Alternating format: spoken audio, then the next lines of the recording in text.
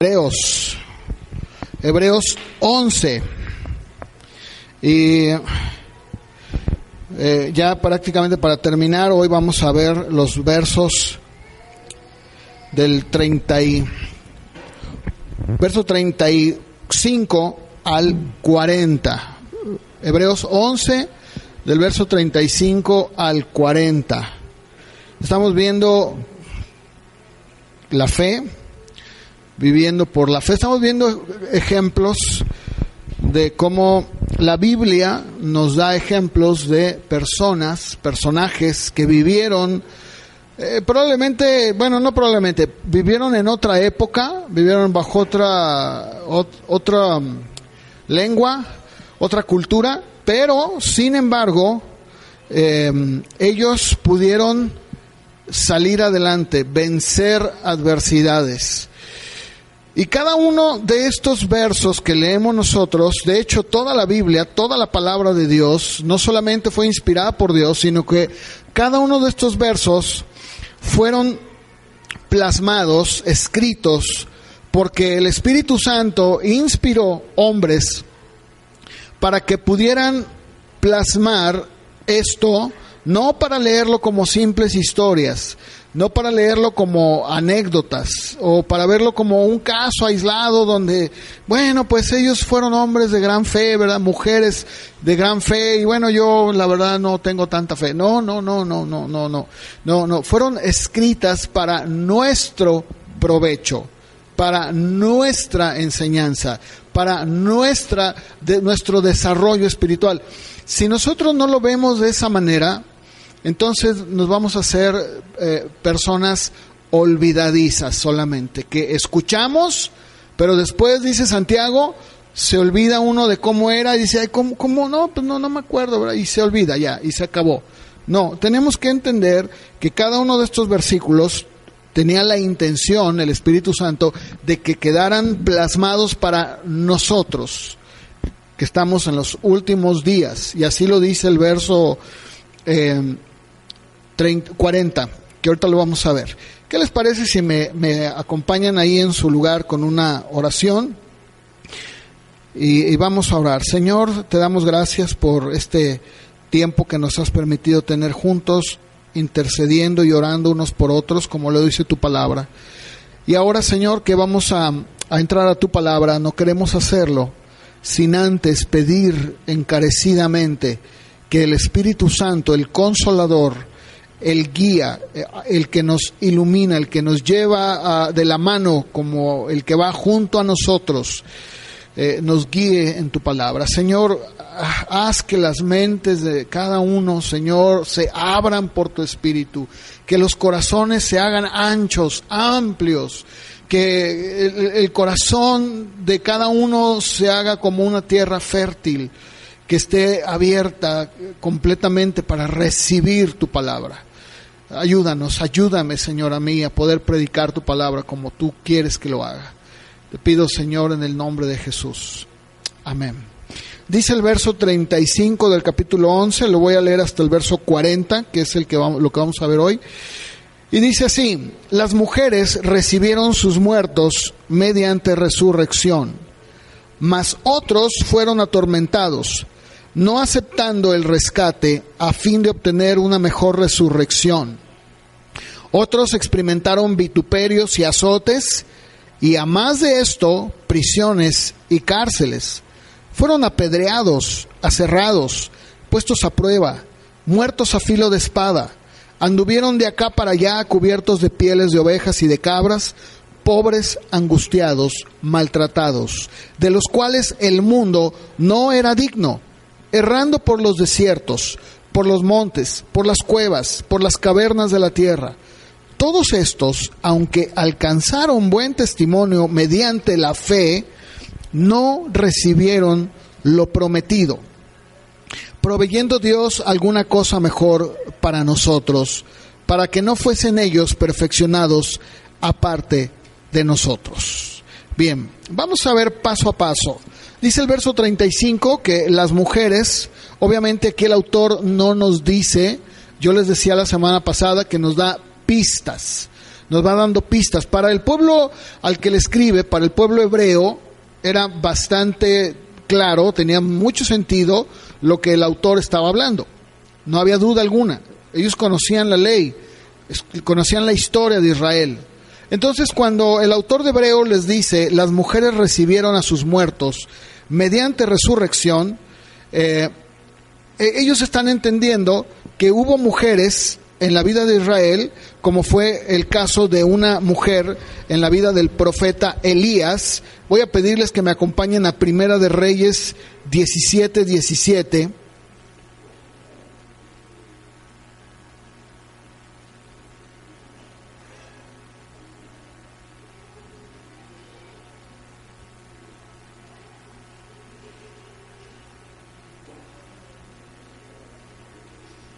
Dice así, 1 Reyes 17:17. Después de estas cosas, aconteció que cayó enfermo el hijo del ama de la casa, y la enfermedad fue tan grave que no quedó en el aliento. Y ella le dijo a Elías, ¿qué tengo yo contigo, varón de Dios? ¿Has venido a mí para traer a memoria mis iniquidades y para hacer morir a mi hijo? Y él le dijo, dame acá tu hijo. Y entonces él lo tomó de su regazo y lo llevó al aposento donde él estaba y lo puso sobre su cama. Y clamando a Jehová dijo, Jehová Dios mío, ¿aún a la viuda en cuya casa estoy hospedado has afligido haciéndole morir su hijo? Y se tendió sobre el niño 3 veces y clamó a Jehová y dijo, Jehová Dios mío, te ruego que hagas volver el alma de este niño a él. Y Jehová oyó la voz de Elías, y el alma del niño volvió a él y revivió. Esta es una de las historias que la Biblia, el Antiguo Testamento, nos habla de esta mujer que le da al profeta Elías, le bendice, Dios le dice, ve con esta mujer, le bendice, pero resulta que su hijo muere. Y estando él allí, pues le dice, mira, esto ha pasado por causa tuya. Y Elías, no es que Elías esté dudando o confrontando a Dios, simplemente le pide, le dice, Señor, mira, esta mujer está en desgracia, pero aunado a eso, su hijo ha muerto. Dios mío, aquí está su hijo. Y dice que él clama, ruega, y el Señor escucha la oración de Elías y revive al hijo. Una cosa increíble. No fue el único caso. Ellos también podían pensar en Eliseo, que fue el discípulo del profeta Elías, al cual la Biblia dice que pidió la doble unción de su maestro. Eso lo encontramos en Segunda de Reyes, capítulo 4, en el verso 32. Y la historia, si ustedes la quieren leer en su casa, pueden leer el capítulo 4 y se van a dar cuenta de que una mujer se da cuenta de que este hombre, Eliseo, es un hombre de Dios, y le hace un aposento, le hace una recámara para que descanse ahí. Y ella sabe que este hombre que pasa siempre por ahí afuera de su casa es un hombre de Dios. Y resulta que Eliseo le dice, vas a tener un hijo. Ella le dice, Señor, pues yo no puedo tener hijos. Estoy haciendo una... parafraseando, ustedes no sé si han leído la historia. ¿Quién ha leído la historia de Eliseo? ¿Alguien la ha leído de este caso? Levante su mano. ¿Quién ya lo ha leído? Okay, ¿ya? A ver, levántenla por ahí. Amelia cabeceó, dijo sí. ¿Ya? ¿Quién más? ¿Sí? Bien. Bueno, ustedes lo pueden leer y dice el verso 32 que, bueno, le mandan decir a Eliseo, fíjate que la mujer que pues tú oraste y que el niño ya tuvo su hijo, pues resulta que murió. Estaba en el campo con su papá y estando por allá, pues murió. Entonces la mujer dice, no, yo voy a ir a verlo, yo sé que él es un hombre de Dios. Entonces dice el verso 32 que llega Eliseo, a la casa en donde el niño estaba muerto, tendido sobre la cama, y dice que entró él, cerró la puerta y oró a Jehová. Después subió y se tendió sobre el niño, poniendo su boca sobre la boca de él, sus ojos sobre sus ojos, sus manos sobre sus manos, y se tendió sobre él, y el cuerpo del niño entró en calor. Volviéndose luego, se paseó por la casa a una y otra parte. Subió, se tendió sobre él nuevamente. El niño estornudó 7 veces y abrió sus ojos. Entonces llamó él a Jesse, que era su siervo, su ayudante, y le dijo: llama a esta tsunamita. Y él la llamó. Y entrando ella, él le dijo: toma tu hijo. Y así que ella, dice el verso 37, entró, se echó a los pies de Eliseo, se inclinó a tierra, tomó a su hijo y salió. Ahora, aquí lo interesante es de que estas mujeres, en lo particular esta, no era judía. Era una mujer que no pertenecía al pacto, tal como lo vimos con Rahab, tal como hemos estado viendo como en la fe, dentro de la fe, dentro de los hombres y mujeres de fe, entran hombres y mujeres que no tenían, algunos de ellos no tenían nada que ver con el pueblo de Israel. Sin embargo, aquí el autor de Hebreos lo que está haciendo es llevándolos a un punto donde ellos tienen que entender que todas estas mujeres, estos dos casos en particular, fueron ejemplos de fe. El poder y la fe de los profetas hicieron que estos niños pudieran resucitar. Otros, sigue diciendo el verso 36, otros. Y cuando dice otros, al menos aquí en la Reina Valera, no sé cómo lo digan sus versiones, el verso 36, otros, que diferencia el griego de unos de otros. Hay una gran diferencia entre otros y unos. Aquí está hablando de otros, hablando de diferentes testigos, otros testigos. O sea, las mujeres fueron un caso, las que recibieron a sus hijos en resurrección. Dice, pero hubo otros testigos, otros que también experimentaron o recibieron una prueba de su fe mediante vituperios, azotes o prisiones, dice el verso 36. Lo que está tratando de hacer el escritor de Hebreos es llevándoles a un punto en donde ellos se den cuenta cómo, así como hubo mujeres que recibieron a sus hijos mediante resurrección, otros fueron atormentados y no aceptaron el rescate a fin de obtener una mejor resurrección. ¿Qué está diciendo? Está diciendo que la fe obra de dos maneras. Como puede obrar en el caso de estas mujeres trayendo a sus hijos a vida, como también puede obrar de una manera en que las personas simple y llanamente no obtienen lo que buscaban. No sé si me explico. Lo que está tratando es de hacerles ver, no como el día de hoy. El día de hoy regularmente se dice que la fe siempre va a obrar de una manera, vamos a decir, positiva. Pero hay que entender que aquí en estos versículos vamos a ver que la fe obró en circunstancias que no fueron nada positivas. Nada. O sea, algunas de ellas fueron situaciones verdaderamente adversas, terribles, porque el verso 35 claramente dice, recibieron sus muertos, sí, mediante resurrección. Qué alegría, ¿verdad? Qué gozo de estas mujeres. Pero también sigue diciendo, da el otro lado de la fe y dice, pero otros fueron atormentados, no aceptando el rescate. ¿Con qué fin? Con el fin de obtener la segunda resurrección. ¿Cuál es esa?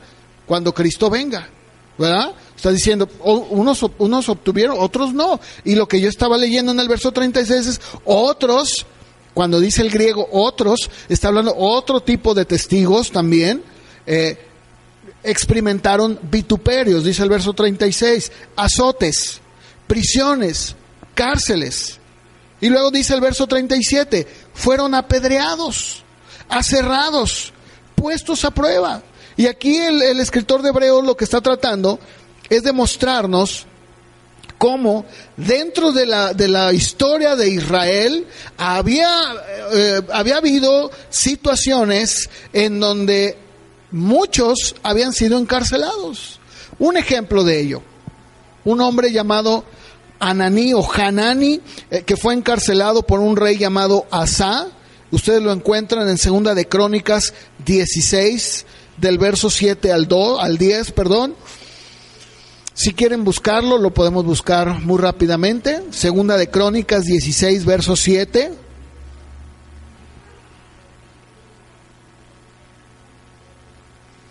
Y dice, en aquel tiempo vino el vidente es el profeta, Ananí o Hanani a Asa, rey de Judá, y le dijo: por cuanto te has apoyado en el rey de Siria y no te apoyaste en Jehová tu Dios, el ejército del rey de Siria ha escapado de tus manos. Los etíopes y los libios no eran un ejército numerosísimo, con carros y gente, mucha gente de a caballo. Con todo, porque te apoyaste en Jehová, él los entregó en tus manos. Porque los ojos de Jehová contemplan toda la tierra para mostrar su poder a favor de los que tienen un corazón perfecto para con él. Locamente has hecho en esto, porque de aquí en adelante habrá más guerra contra ti.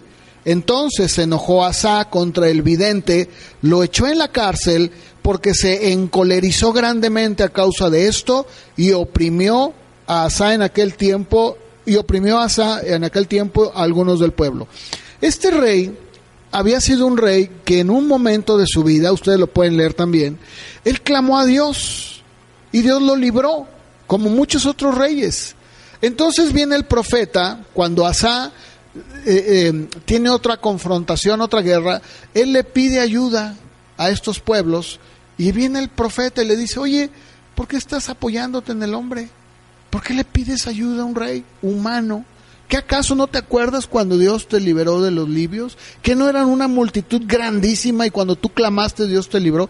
Pues ahora, por cuanto has hecho esto, Dios te va a entregar. Y el rey se enoja. ¿Y cuál es la reacción? Lo manda a la cárcel. Dice el verso 37, fueron apedreados. Y esto nos remonta al tiempo de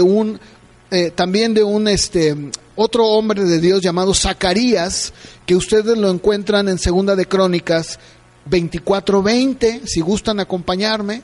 Segunda de Crónicas 24:20. Este hombre Zacarías fue hijo de un sacerdote llamado Joiada. Y la historia nos dice que en el verso 20 de 2 de Crónicas 24, que el Espíritu de Dios, el Espíritu Santo, viene sobre Zacarías, el hijo del sacerdote Joiada, que ya había muerto, y se puso en pie en un lugar donde dice que estaba más alto que el pueblo. Al pueblo le dijo lo siguiente: así ha dicho Dios, ¿por qué quebrantan los mandamientos de Jehová? No les va a ir bien por ello. Por haber dejado a Jehová, él también los va a abandonar. Pero ellos, escuchen, hicieron conspiración contra él, contra Zacarías, y por mandato del rey lo apedrearon hasta matarlo en el patio de la casa de Jehová. Así el rey Joás no se acordó de la misericordia que Joiada, padre de Zacarías, había hecho con él. Antes mató a su hijo, quien dijo al morir: Jehová lo vea y lo demande. También ellos podrían recordar, ¿se acuerdan ustedes de un hombre en la iglesia primitiva que fue muerto, lapidado, apedreado? ¿Quién fue? Esteban. Ellos podían recordar todo esto, ellos podían traer a su memoria y decir ciertamente, pero también su mente inmediatamente podría correr cuando dice fueron aserrados. Cuando dice que fueron aserrados, está hablando de ¿qué? Que fueron ¿qué? Cortados. Y esto les recordaría a ellos precisamente que la historia judía habla de que, por ejemplo, a Jeremías, el profeta Jeremías, lo apedrearon en Egipto, sus propios hermanos hebreos. Pero no solamente eso, sino que a Isaías, el otro profeta del cual tenemos su libro, lo aserraron vivo, lo cortaron. Cuando Ezequías, que fue un buen rey, un rey piadoso, muere, su hijo sube al trono llamado Manasés, el cual fue un hijo perverso, impío, era un hombre que no tenía temor de Dios. De hecho, él dio culto a ídolos y hizo una perversión muy grande en Israel, adorando todo tipo de imágenes. Y sucede que este hombre llamado Manasés, que fue un perverso, toma a Isaías, ¿verdad? Él se niega, y dice la historia, no lo dice el libro, lo dice la historia, que lo tienen que aserrar vivo con una sierra de madera. Y dice que mientras sus enemigos intentaban hacerle renegar de su fe, él seguía desafiándolos y profetizando la destrucción de Jerusalén.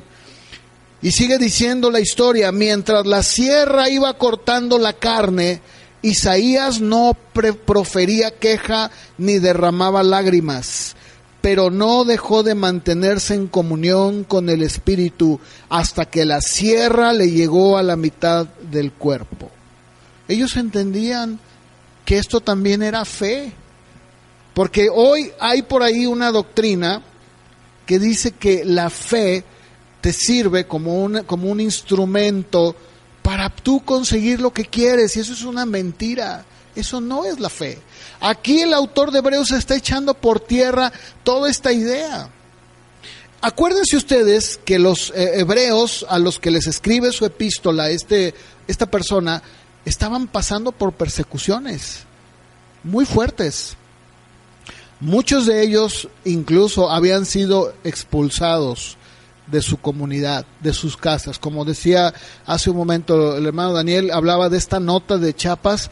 Hermanos, de veras, nosotros gozamos de un privilegio tan grande, el estar aquí, obviamente nada más por nuestra vecinita que se pone aquí a ponernos banda y toda clase de música, pero nosotros gozamos de una libertad.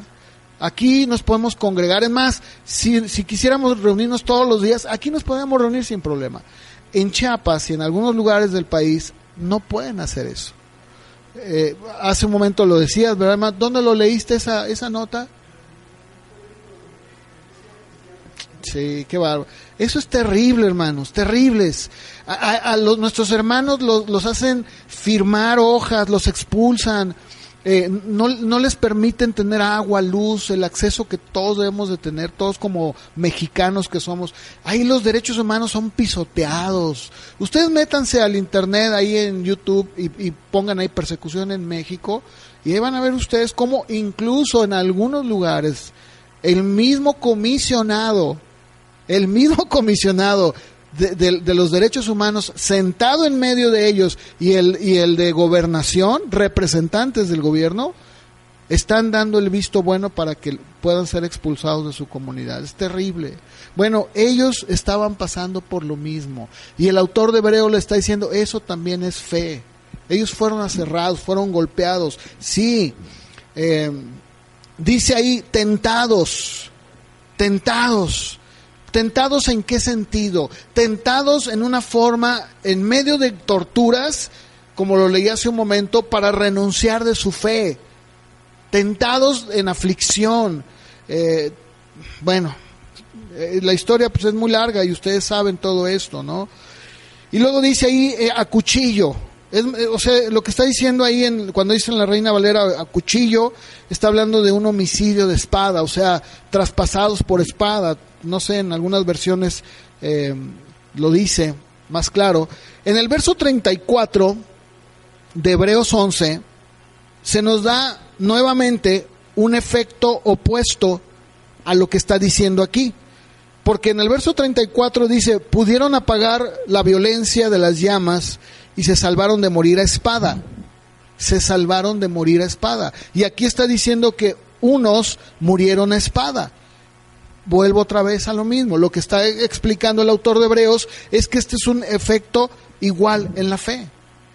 A ver, díganme, ¿cuántas veces hemos orado por alguien y se ha sanado?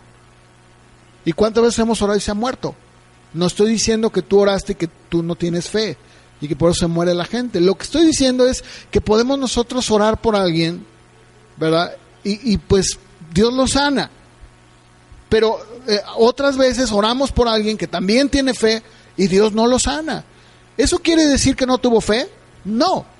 Quiere decir que Dios, en su soberanía, está obrando, pero la fe te sostiene en medio de la enfermedad. Si una persona no sana, no significa que no tuvo fe. Tiene la fe, la tiene en su vida, en su persona, y la debe seguir manteniendo. De eso está hablando el escritor de Hebreos. Entonces, si nosotros vemos en la historia de Israel, hubo ejemplos y casos en donde hubo hombres de Dios como un hombre llamado Urías, que ustedes lo encuentran en Jeremías 26-23, el cual dice allí, Jeremías 26-23, que Urías lo llevan al rey Joacim y lo manda a matar a filo de espada. Incluso dice que toma el cuerpo, su cuerpo de él ya muerto, y lo avienta a la fosa común. Y que hay un hombre llamado Ahicam, el cual protege a Jeremías de no morir. Todas estas historias son historias que ellos podían recordar. Cuando dice ahí en pieles de ovejas, cuando está hablando acerca de la ropa que tenían, la manera en la que ellos eran perseguidos, pues ellos inmediatamente podían recordar a Elías, ¿no? Y luego dice el verso 38, de los cuales el mundo no era digno. De los cuales el mundo no era digno. O sea, todos estos testimonios de estos hombres que está hablando el autor de Hebreos, dice, el mundo no era digno de ellos. Lejos, escuchen, lejos de ser indignos de vivir en el mundo no era digno de ellos. No sé si entendieron. Pero lejos de ser indignos de vivir en el mundo no era digno de ellos. El mundo era muy poca cosa para ellos. Y de eso está hablando el autor de Hebreos. Y de eso es exactamente de lo que tenemos que llenar nuestra mente. El que los excluyeran, el mundo se estaba excluyendo de una bendición. El excluirlos para el mundo era hacer una exclusión, es decir, mira, corretéalos, persíguelos, X. Pero lo que el mundo no se estaba dando cuenta es de que al excluirlos estaban quitando del mundo una gran bendición. ¿Saben ustedes que dice la Biblia, el apóstol Pablo le escribe a los tesalonicenses, que era una región, era un lugar, y allí había una iglesia, ustedes lo pueden leer, y él les dice a los tesalonicenses, hermanos, perseveren en la fe, acuérdense de lo que yo les hablé, que la venida del Señor Jesucristo será como un ladrón en la noche. Cuando yo compartí Apocalipsis hablé un poquito de esto, y algo que él dice es que para que el hombre de pecado, en este caso el anticristo, se manifieste en el mundo, él dice, hay algo que todavía lo detiene, hay algo que lo frena, hay algo que no permite que todavía salga a la luz. Y dice, pero cuando se ha quitado de en medio, entonces se va a poder dar a conocer. Es como cuando estás tú tapando, pones tus pies encima de una tapa de un drenaje, ¿verdad? Y no quieres que salgan las ratas, ¿verdad? Pones ahí algunos ladrillos, no sé, ¿verdad? Digo, se me viene un ejemplo así muy rápido, pero puedo pensar en otros. Cuando tú estás tapando, ¿verdad? Y bueno, ¿y qué pasa si tú finalmente, ¿verdad?, quitas la tapadera? Pues ya no hay nada que lo detenga. Si tú estás en un lugar donde la gente quiere entrar, ¿verdad?, y ponen vallas, bueno, pues las vallas, e incluso los policías, ¿verdad?, están ahí haciendo que la gente se haga para atrás y no permiten que pasen. Pero una vez que la valla se quita, bueno, ya no puedes hacer nada. De la misma manera sucede con estos hombres. Dice la Biblia que estos hombres eran hombres de los cuales el mundo no era digno, no los merecía. Lo mismo sucedió, incluso tal vez se acordarán ustedes, con Potifar.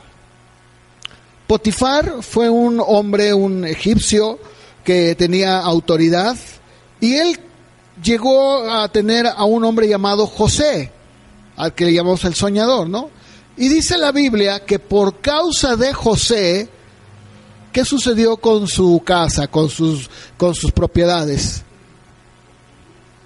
Prosperaban por causa de José. ¿Se acuerdan? ¿Verdad? Dice, y todo lo que José hacía, Dios lo bendecía, ponía gracia y lo bendecía. Bueno, pero ¿qué pasa cuando José bueno, ustedes saben que la esposa de Potifar miente, lo acusa falsamente y dice que él quería abusar de ella cuando en realidad era al revés, y lo mandan a la cárcel. ¿Y qué sucede entonces? Que se va la bendición. No era digno de él. Es lo mismo que está diciendo aquí. Cuando llega a la cárcel, dice que el carcelero, pues Dios le da gracia y lo pone, incluso le da las llaves, lo pone ahí al cuidado de los carceleros, ¿no? Esto es exactamente lo mismo que pasa con el verdadero hijo de Dios. Un hijo de Dios es alguien que, pues, que donde llega debe ser siempre eso, una bendición. Que por ejemplo, si es un trabajo, pues que en el trabajo la gente hable bien, porque Dios está bendiciendo ahí por causa de su hijo. Y el mundo no es digno. De hecho, Potifar no era digno de él.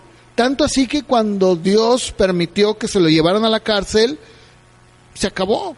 Ya no más, no hubo más bendición. ¿Por qué? Porque la causa era José. O sea, aquí lo que está diciendo es precisamente que la fuente de bendición son los cristianos, y al excluirlos están excluyendo la fuente de Dios, están cortando todo. No sé si me explico. ¿Se dan cuenta lo que está diciendo aquí el escritor de Hebreos? Cuando ellos condenan, cuando el mundo condena a estos hombres y mujeres, se condena a sí mismo. Se condena a sí mismo. Porque déjenme decirles algo, la gente dice, yo hace tiempo les comentaba un caso, ¿no?, que sucedió. La gente dice, mira, no me cae bien. ¿Pero por qué no te cae bien? Pues porque siempre me dice la verdad. Porque no sé, pero es que es una persona intachable, como con Daniel. La Biblia dice que Daniel, el profeta Daniel, era un hombre tan entregado a su trabajo, tan cumplido, tan responsable, que dice que los funcionarios que estaban alrededor, junto con él, trataban de encontrar algo para poder acusarlo con Nabucodonosor, y al no poder, o sea, le buscaban, a ver, yo no sé, no lo dice de manera explícita, pero probablemente le ponían ahí, ¿verdad? Le decían, a ver, dale trata de sobornarlo, ¿verdad? Y era insobornable. O lo trataban de que hiciera algo incorrecto en el reino, y él decía, no, yo no participo de eso. Y la gente decía, me cae gordo porque nunca hace lo que nosotros hacemos. ¿Se fijan? Es exactamente de lo que está hablando aquí, que el mundo no era digno, claro que no. Y luego sigue diciendo el verso 39, con todo eso, o sea, con todo lo que acabamos de decir, dice, todos estos de los que acabo de hablar, o sea, todos estos hombres y mujeres que acabo de mencionar, que sufrieron, que vivieron el ultraje, que fueron perseguidos, dice, no, perdón, me brinqué uno, antes de llegar al 39, cuando dice ahí cuevas, fueron perseguidos, estuvieron en cuevas, vivieron en cuevas, en cavernas, literalmente habla de grietas, porque en Palestina, como por ser una zona de montañas, abundan las grietas. Incluso allí en esas grietas muchos se iban a vivir ahí, como el caso de David, ¿se acuerdan? En la cueva de Adulam, ahí se fue a vivir. Muchos de ellos, como fue el caso de Abdías, que dice que iba guardando, escondiendo profetas de 50 en 50 en el tiempo de Acab, un rey muy perverso. Dice que los iba guardando, ¿se acuerdan? ¿Alguien se acuerda de esa historia? Y dice que les daba pan y agua, ¿no? Y los escondía. ¿Dónde los escondía? En las cavernas, en las grietas. Y ellos entendían todo esto. Y fíjense, con todo lo que, el dolor, el sufrimiento, con todo lo que ellos pasaron, ahora sí, dice en el verso 39, todos estos no recibieron la promesa. Fíjense, dice, pues con todas las situaciones tan adversas, tan difíciles que pasaron, no obtuvieron o no recibieron la promesa. O sea, no, cuando dice que no recibieron la promesa, está diciendo que no vieron de manera física el retorno y el surgimiento del Mesías. No lo vieron. Ninguno de ellos lo vio. Ninguno. No, o sea, fue una promesa. Fue como nosotros. Nosotros no vimos a Cristo, ni lo vimos en su resurrección, ni estuvimos ahí. No, vemos hacia atrás y por fe lo creemos. Ellos también, por fe, sabían que el Mesías iba a venir, sabían que era el Cordero, sabían que era aquel que iba a hacer posible la culminación de todo. Pero sin embargo, dice, no lo recibieron. Y fíjense qué privilegio tan grande, porque dice, ahora sí para nosotros, fíjense, para nosotros que estamos hoy aquí presentes, la Biblia nos dice que Jesucristo fue la culminación de todo lo que ellos no pudieron ver. Miren, allí mismo en Hebreos, pero en el capítulo 9, en el verso 28,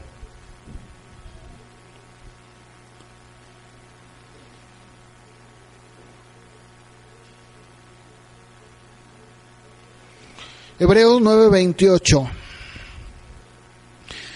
Ustedes me dicen cuando lo tengan. ¿Sí? Bien, dice, así también Cristo fue ofrecido una sola vez para llevar los pecados de muchos y aparecerá por segunda vez sin relación con el pecado para salvar a los que le esperan. No está diciendo que no nos ha salvado, lo que está diciendo es que va a venir para llevarnos, es decir, aquí están.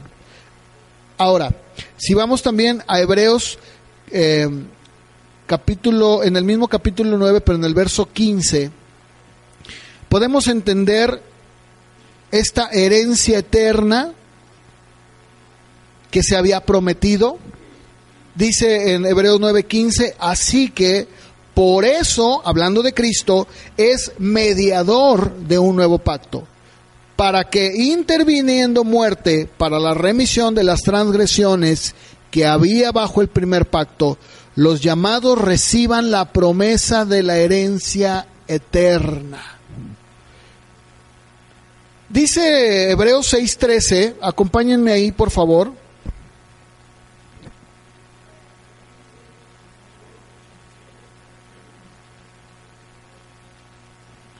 Hebreos 6, del verso 13 al 15, dice, porque cuando Dios hizo la promesa a Abraham, no pudiendo jurar por otro mayor, juró por sí mismo, diciendo, de cierto te bendeciré con abundancia y te multiplicaré grandemente. Y habiendo esperado con paciencia, alcanzó la promesa. Ahora, lo que está diciendo aquí es que todos estos hombres, todas estas mujeres tenían su fe puesta en Cristo, esperando el perfeccionamiento, esperando ser perfeccionados, como todos nosotros. Y fíjense lo que dice el verso 40. ¿Alguien lo quiere leer?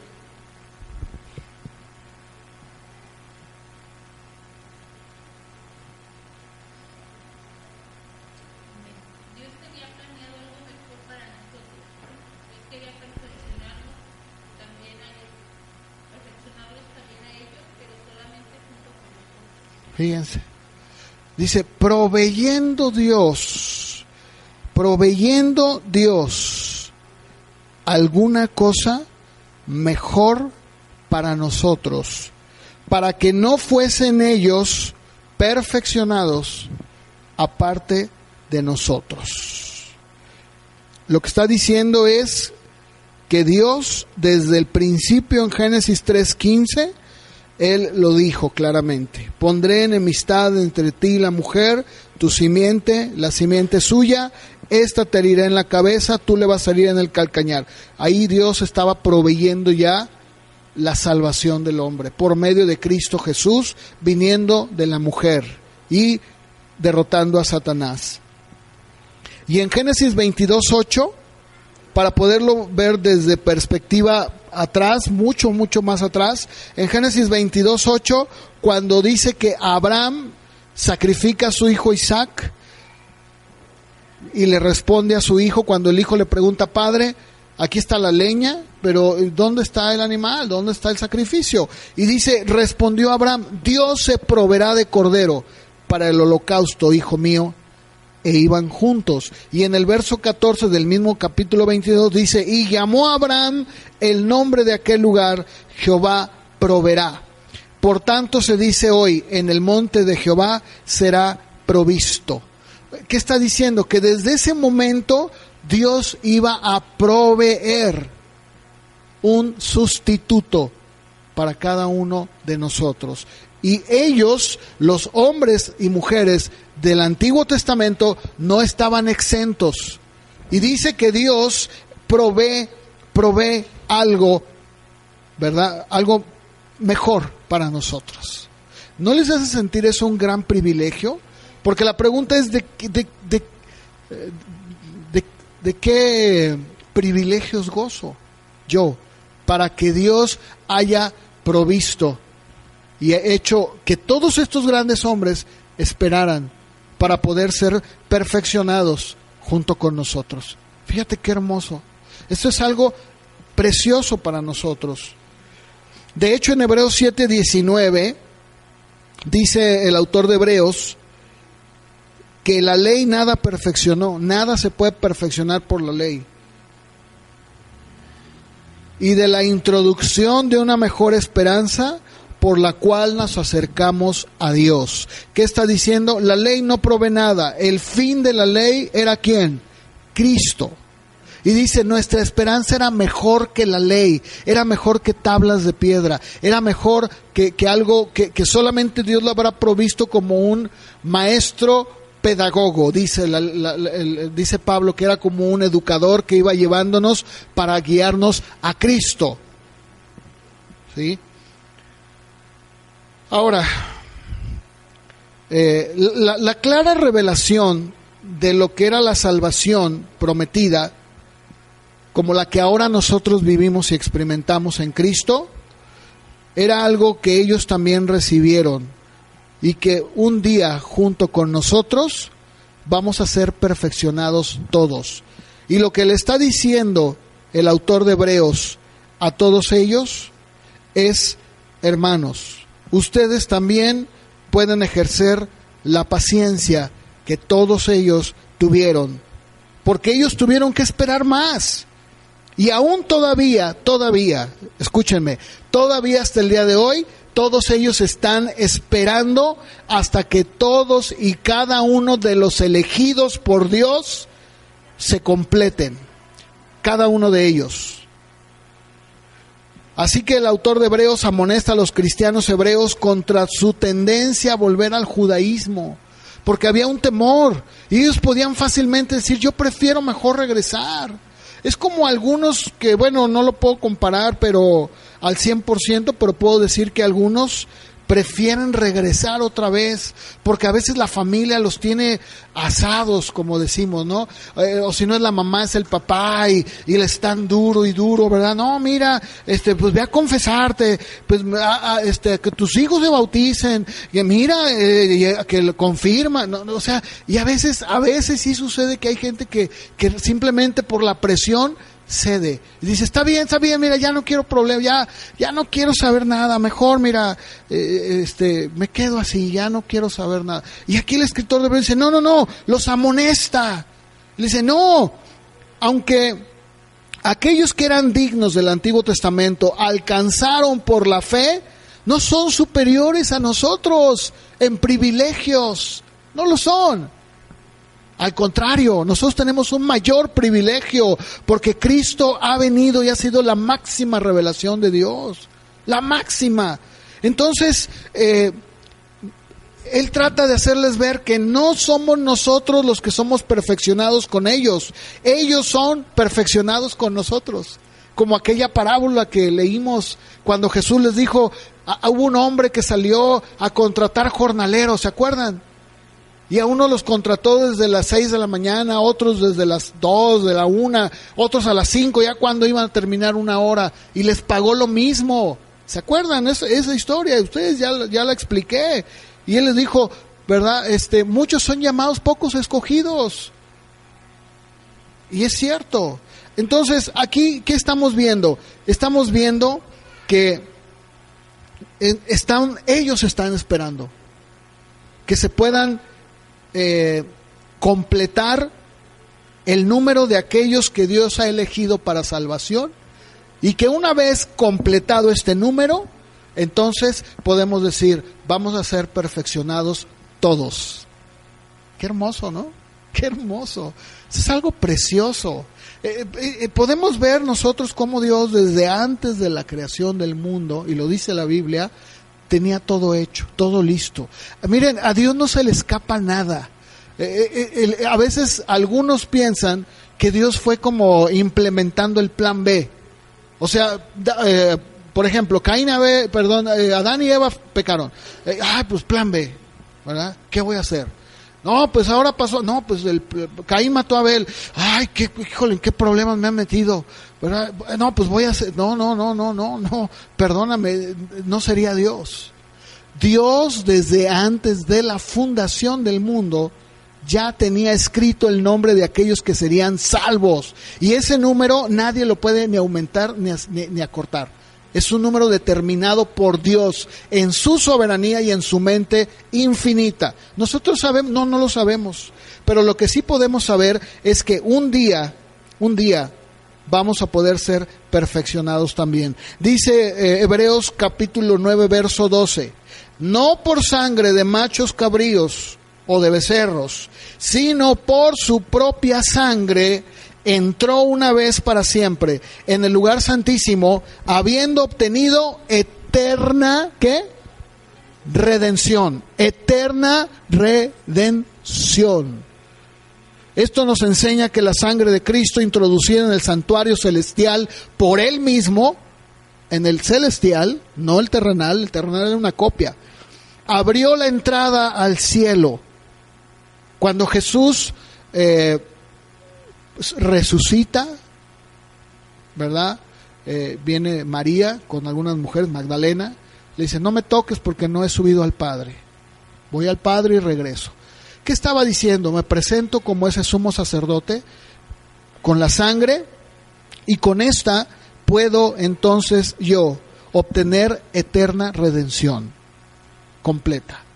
Incluso terminando este capítulo entramos al capítulo 12, porque también el capítulo 12 nos habla de una doctrina que es importante y que la vamos a ver, que habla de la misma fe, que es la perseverancia.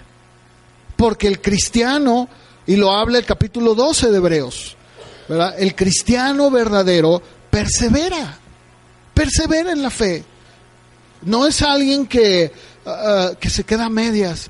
Ahora, sí es posible tener desaliento, claro, todos lo tenemos, porque es propio de nuestra naturaleza, es propio de nosotros, somos humanos. Pero una cosa es que tengamos desaliento, que podamos desanimarnos, que podamos tener un momento como David lo tuvo, ¿verdad? Ese Señor, del fondo del pozo cenagoso clamo. Bueno, es propio de la naturaleza, pero una cosa es que tú tengas un momento así, y otra cosa muy distinta, que eso te lleve a retroceder y decir, no quiero saber nada, porque entonces lo único que estás demostrando es que jamás fuiste de Él, nunca fuiste de Él. Eso lo vamos a ver después. Entonces, esos héroes de la fe murieron, para terminar, murieron. Y antes de que se cumpliera la promesa de Dios y viniera el Mesías al mundo, fue así como si Dios hubiera arreglado las cosas de tal manera que el pleno resplandor de su gloria no se iba a revelar hasta que nosotros y ellos los disfrutemos juntos. El autor de Hebreos les está diciendo, miren hermanos, la gloria de Dios ha venido, pero fíjense en el costo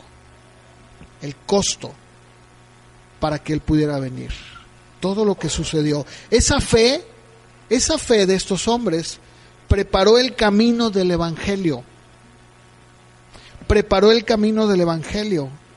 Y la pregunta que Él les deja a los hebreos es: ¿qué más pueden hacer ustedes sino ser fieles a una herencia así?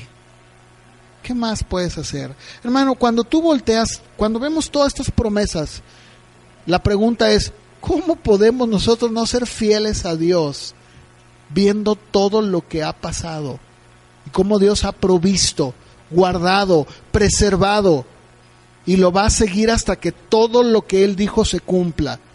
Esa es la certeza que tenemos. Señor, nosotros somos parte de estos hombres y mujeres que van a ser perfeccionados. Y gracias porque tú proviste que nosotros ahora recibiéramos la gracia, que pudiéramos vivir en esta promesa y que un día junto con ellos vamos a poder disfrutar del cielo, estar con Él.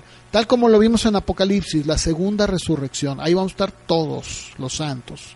Amén. Pónganse de pie, vamos a terminar con una oración. Y pues el jueves no hay reunión, obviamente, porque pues son las fechas propias de la ocasión. Y el domingo aquí nos vemos, nuestra reunión normal a las 11 de la mañana. Y nuevamente el martes siguiente hacemos lo mismo, nuestra reunión como hoy. Y ya el jueves no nos reunimos. Y espero que ya pues las actividades las podamos se puedan ir poco a poco ya ordenando, ¿verdad? Se pongan en orden ya. Pero bueno, vamos a orar. ¿Qué te parece si tú tomas ahí de la mano, ¿verdad?, de la persona que tienes a un lado, y vamos a orar unos por otros? Yo de veras lo decía el domingo, ¿no? Hay que pensar y hay que celebrar a Cristo Jesús. O sea, Cristo Jesús es nuestra celebración. No es lo que nos dan, no es Santo Claus, no, esas cosas son de mercadotecnia, eso no es el espíritu navideño. Realmente el espíritu de Cristo es la celebración de Él, su encarnación, el que Él vino, se hizo hombre, vivió entre nosotros, dio su vida y ahora se está sentado a la diestra del Padre. Eso es digno de celebrar, de darle las gracias. Señor, gracias, inmerecedores nosotros, ¿no es cierto? Bien, vamos a orar. Señor, te damos gracias, Padre, porque yo creo, Señor, que cuando alguno se pueda sentir que ha pasado por momentos difíciles, lo único que tiene que hacer es voltear a estas hojas de la Biblia para ver cómo nosotros, y así lo dice el autor de Hebreos, no hemos sufrido ni siquiera hasta la sangre, no hemos vivido lo que ellos vivieron.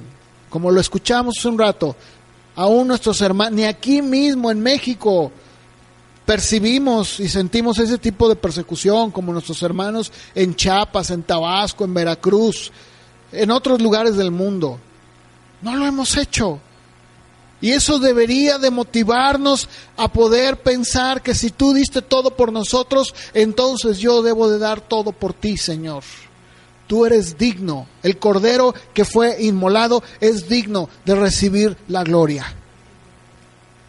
Gracias, Señor, porque tú has hecho y has provisto algo mejor para nosotros. Y que juntos un día podamos estar con todos estos hombres y mujeres siendo perfeccionados contigo. Gracias, Señor. Muchas gracias. Te pido que seas con cada uno de mis hermanos en sus hogares en estos días. Y que cada uno, Señor, ponga en su corazón, en su familia, el verdadero sentido de lo que representas tú. Gracias te damos, guárdanos al salir, sé con cada uno de sus actividades, Señor. Te lo pedimos, te damos gracias en el nombre de Jesús. Amén. Pues Dios los bendiga. Iba a decir feliz Navidad, pero bueno, perdón, se me olvida. Pues que pasen una bonita tiempo con su familia.